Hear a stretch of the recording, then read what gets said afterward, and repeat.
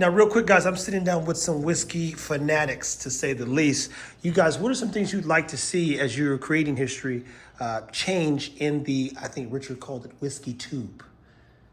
Whiskey tube. You talking about YouTube? Yeah, man. For whiskey. Yeah. It's all right now, it's just reviews. It's all people just testing it and saying if you should buy it or not. If you're lucky enough to have the opportunity to buy one, should you? I feel like that's all So it is. you're lucky man. enough to buy a George Step. What makes it special, for instance? Why is that interesting? I'm confused. Well, production run, Yeah, it's limited limited release, availability. older. But the review side of it, like after you've had a few, haven't you had them all? Or am I wrong? Please do You're tell me. wrong. Yeah, do you think, I don't know that anybody's relying on a review for that. No. That's, That the buy. That- Anybody that sees it knows- at the buy that at knows retail. Some are better than others, but most of them are. yeah. Must purchase. So then what needs- Sometimes people say that's the worst one. Now, Yeah. people would want to see a review for this before they bought it. And Like this just something different, like younger, I mean, I'm not real familiar with the brand. Limousine Farms. It was gets you too Limousine many. Farms. But it's Like like they would, limousine on the whiskey. I don't know what's that. I don't know. Well, I feel like the reviews on these aren't really more like, you know, should you buy it at retail if you find it, because everyone's going to buy one. Yeah. It's like more like, should you come out of your money and chase one on Yes. secondary market? Yeah, and Okay. some Yeah. you're not going to pay the secondary price, and others you will. Yeah. So what would you guys like to see? Because again, all you guys are pioneers. I feel like you're a part of trailblazing the future of where whiskey's going. You're mastering the blending side. You've caught on to what he's got going on, and man, we love seeing you. So we go, man, this dude's a part of the future too. yeah. And clearly, you know, we just did your interview. You've been a part of some great barrel picks, but you go, nothing like this. Yeah, no. So you go, what needs to change? How can we continue to create interest and keep people intrigued as they continue to follow and track our journey?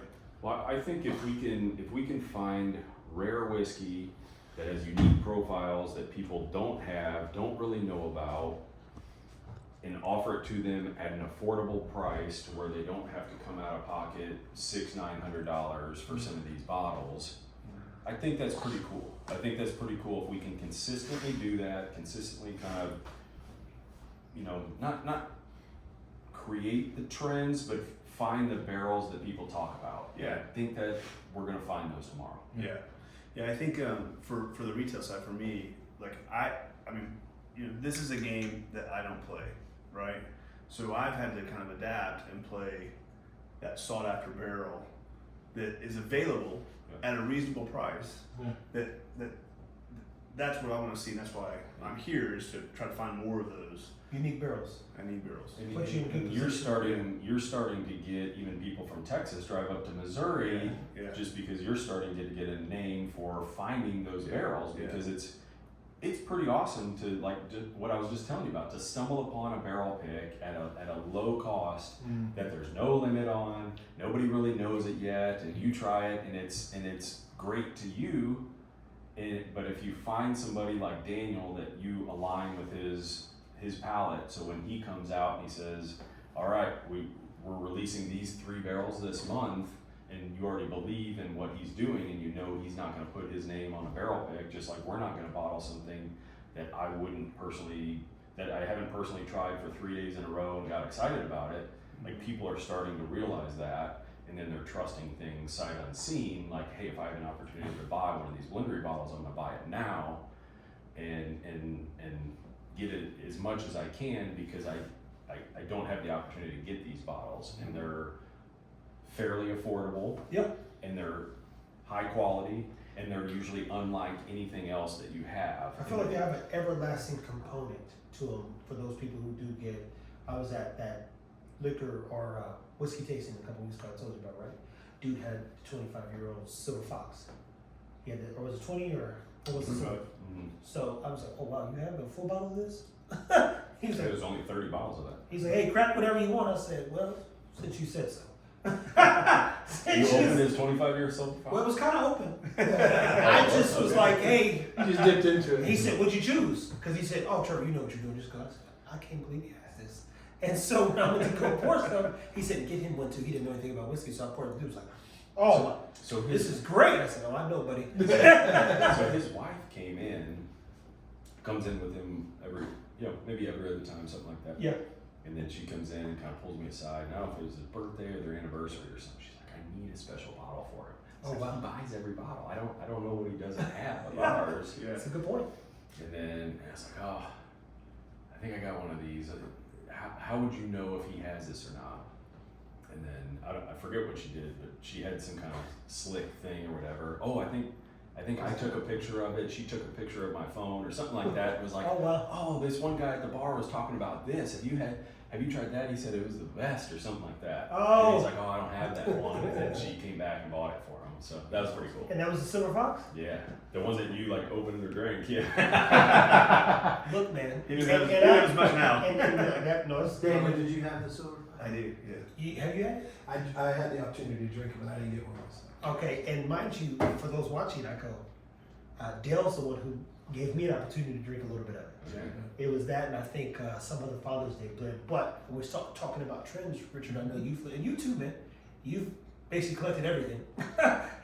Open a little bit. And you also alluded to on your interview side, not knowing that the blendery was kind of in your backyard. Yeah, I was a latecomer, right? I've only been around last year. Yeah. So what about this thing do you feel is not trending but actually sustainable because of, I mean, you've seen it all, you got it all, tasted it all. Well, I think it's real, and I think what he touched on not putting his name on things is what's important. Yeah. Right? And the quality side of it, I think, means a lot more to guys like us than the run amok, right? So, And we thoroughly enjoy doing what we're doing, Yeah. and these guys don't even know how much fun we're gonna have tomorrow.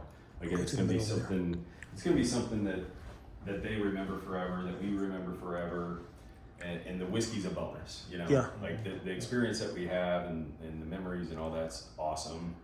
The whiskey's a bonus, and yeah, we'll be hopefully sharing some of that whiskey many years down the road. And remember that one day where we found these 18-year-old barrels and this or that. And I don't know if 2 are going to be great. I don't know if we'll find 20 that'll be great. I don't know. I'm feeling pretty good. I'm feeling pretty good. But yeah, that's part of the thing too. Is like I try not to get too caught up in like the trends or like let's try to make the new trend. It's like the trend is finding good whiskey. Like find the good barrels, find the unique flavor profiles, and find the stuff that's limited release and get as much of the best barrels as you can. well, and I think the price point matters too, Mhm. right? Because let's be honest, we see what happens with some of these bottles we're talking about, right? They go way out there and go way up on the secondary. It's nice to be able to be part of a group and a local community that we get good stuff all the time, right? Like that Wouldn't happen if we King of didn't do Kentucky, this. that specific barrel, I want to say, was somewhere around $2,200. I didn't pay that for it, but that's kind of where it was because that's a really good barrel. And so if we can, that's why I brought it. So if we can try things tomorrow to where it's hard to decide which one we like better, it's like, okay, we're buying that barrel. Yeah. Like That's a win. yeah. So that's the point of it. Well, as long as we don't drink all of them. I won't pour anymore. And Richard, your take, because I know you live in that kind of YouTube, so where you're aware. You don't post a lot, but man, what's your take on where you think this could go as you're, working to become a master blender at the blendery? I think that the current state of Whiskey Tube right now is it's mostly reviews. It's mostly telling you should you buy something or not. There's not a lot of people telling you about how things are made, why things taste the way they taste, educating people about the art of blending, sourcing barrel, the whole business side of it. I mean, that's if you don't know about the business side of it, you're not going to know why your end product is the way it is. You're just going to know, do I like it or not? And that's no way to expand your knowledge base or get more mired into it or take it up as a hobby or educate yourself as to what tastes good. So you want to get more into kind of what Tim's saying, the adventure side of it. Yeah, how the sausage is made. You know what I mean? Like the barrel making, char levels, grain recipes, age statements, entry proofs, all of those different I brought things. my little scope because I don't know what char level these are. We're going in blind. So just like we went in blind a year ago on the buff turkey stuff, and nobody knew it was distilled at Buffalo Trace. Nobody knew those things. And we didn't know, and so we started digging in on the stuff. And I brought my scope just where if somebody says these are level 4 char, well, let's take a look. Nope, these don't look like level. Like keep digging in and finding the story behind it. And I think 18-year-old barrels have so much history behind them. Yeah. Like I want to know the story behind these, and if they taste great, then they are part of history. And grateful for the opportunity to bring them to the world. So Now here's the kicker, people. These guys have a lot of stag. So if they find something better than stag, they're gonna drink all their stag and sell you everything they got. That's the punchline, guys. Well, again, seriously, we appreciate you guys' candor because part of what didn't happen or doesn't happen a lot of time in the business world is the behind the scene conversation on how you built Microsoft or Apple or a great whiskey business. Like, imagine if I've heard you guys talk about these amazing distillers, right? Imagine if a conversation was had every time they opened a barrel that they were amazed with. That would give you guys tons of information today if Brent Elliott, which I've heard you say his name, would record it every time he did a 5 or 10 or 15 year or 20 or 30, whatever it was. Every time he opened that barrel, he said, guys, this did exactly what I thought. And 1,000 people tried and bought it. Imagine what that would be like for people like yourself who are whiskey fans, fanatics, and just aficionados of the thing. And anytime we can collect data on some of this older stuff that we love, obviously we would love to try to replicate that or find other barrels, maybe even if they're 10 years younger or whatever it is, in the hopes that they turn into what we're trying tomorrow. So there's so much data, and I nerd out on all this stuff. Like where was it stored? What floor was it on? Show me the rivets on this barrel. Is it leaking? Does it look moldy? Like all of these things. I love that, and we're gonna see. Your brain kind of naturally says like, oh, I'm noticing this palette is the ugliest palette out of all of them. Oh my gosh, the first one's great, and the second one's great. All right, what other palette is ugly? Like your brain naturally does that kind of stuff. Find the trend. Yeah, so the more palettes and the more things that we go through over the years, like you kind of see some of the trends, and maybe it's nothing, maybe it's something, or maybe it's something until it's not, Yeah. And so, but that's kind of the fun part because we're essentially mining for gold, and so yeah. And that's one thing I want to remind people, as I've told Tim, I'm thinking through new ways to continue to attach a consumer, a viewer, and a supporter of what he's doing as more people say, man, I got to be a part of this blendery thing. And I think as I will personally say that so far it's been really fun to have you along, and I know it was like a last minute, I think I can, am I invited? Can I go? Last minute, Yeah, works for man. me all the time. You're bringing incredible bottles to share with everybody at the blendery. literally. No, sorry, you can't come. And two, it's good. This is a good sized group, especially if Andy can make it tomorrow. That's a really good sized group. So there's not too many, cooks in the kitchen kind of thing, to where we're kind of focused on what we're doing. It doesn't derail after we try 10 barrels. So this is my business, and this is this is work to me, even though it's a lot of fun. But we're going there not just to try all these things. It's like, hey, we need to bring the best back to Texas, and we need to bottle these, and I want to do that within weeks of trying them tomorrow. So, And Missouri. Hey, look, the other man is speaking from the show me state. I get it.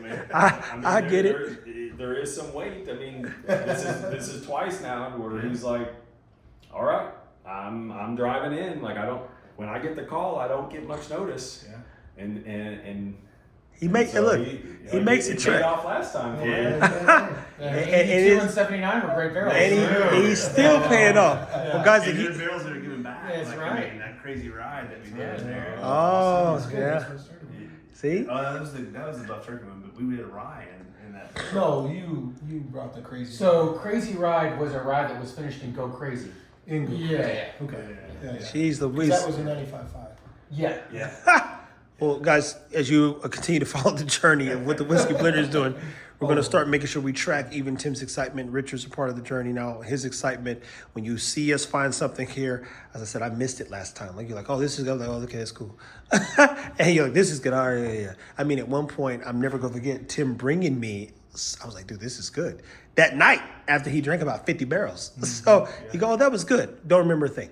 But I'm like, dude, we've got to make sure we document everything I do, taking place here so that people can really feel a part, because I think this is going to grow. It's going to be big. Yeah, and I think next time, granted, Buck does a good job. He might be invited next time, but I think bringing in some new blood every time is, Yeah. is fun. Oh, Like yeah. people that have maybe even never been on a barrel pick, but as long as they maybe bring somebody with a good palate, maybe bring a beginner and like, hey man, you're gonna drink from a fire hose for a while. Like you're gonna learn a lot. The you're gonna beginner try a drinks lot. only, doesn't get to You're gonna- communicate it, but you just drink up, buddy. It's I know you've been on a lot of barrel picks. Tomorrow's not gonna be like No. anything you've ever done.